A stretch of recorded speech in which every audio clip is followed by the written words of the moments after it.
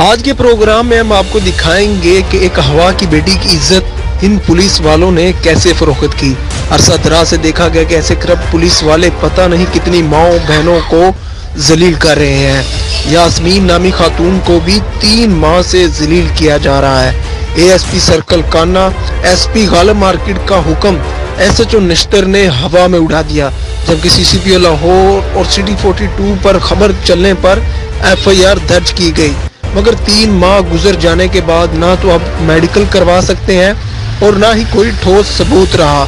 मगर एसएचओ निश्तर को 3 माह पहले तमाम सबूत दिखाए गए, मगर मुलजमान से भारी रिश्वत लेकर एफआईआर को 3 माह तक रोका गया, जबकि साइला 3 माह तक दिन रात बड़े आला अफसरानों के दफ्तरों के चक्कर खाते जलील रह गई। मगर एसएचओ और वसीम नामी ने मुलजम से साजबाज होकर साइला की इज्जत को 3 माह तक फरोख्त किया।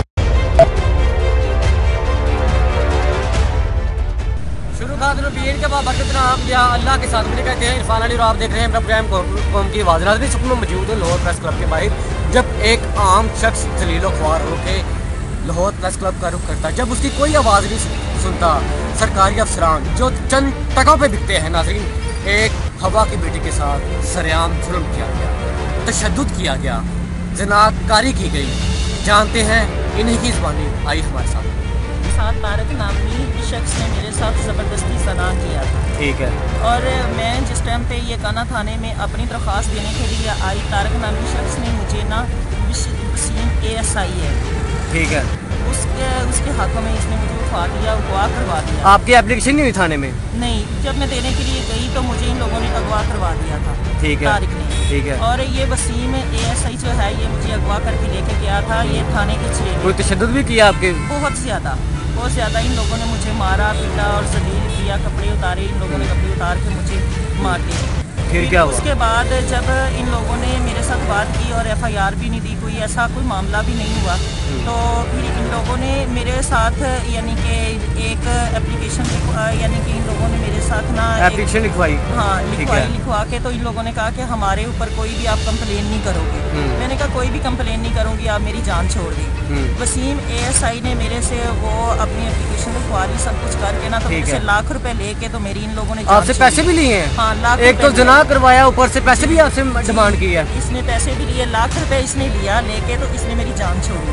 और जब मैं उधर से जान छुड़ा के मैं आई हूँ, अब मुझे 3 माह हो गए, मैं जलील हो रही हूँ, मेरी कोई एफआईआर नहीं दे रहा। ठीक है, जब अब मेरी एफआईआर हुई ना, मैं मेडिकल करवा। आप किसी ऑफिसर के सामने पेश हुई हो? हाँ जी।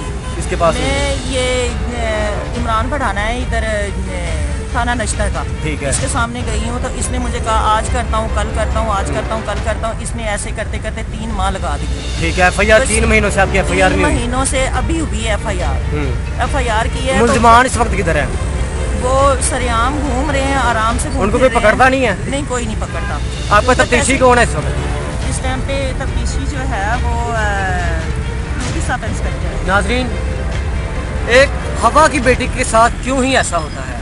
आपने पहले भी मेरे प्रोग्राम देखे हैं कि मैं हकायक दिखाता हूँ, लेकिन इस बहन की कोई आवाज़ सुनेगा? एक तो इमरान पढ़ाना साहब ने 3 महीनों से इन्हें जलील कर रहे हैं। चंद टकों की खातिर ये पुलिस अफसरान अपनी जेब गर्म करते हैं, लेकिन आम आदमी की आवाज़ सुनने वाला कोई नहीं है। ये कशमकश किस लिए? तुमसे पहले जो यहाँ तख्ते नशीं था उसे भी अपने खुदा होने पर उतना ही दिया था। नाज़रीन, ये वही मिसाल है। बात करें लेकिन उनको अभी तक इंसाफ नहीं मिला।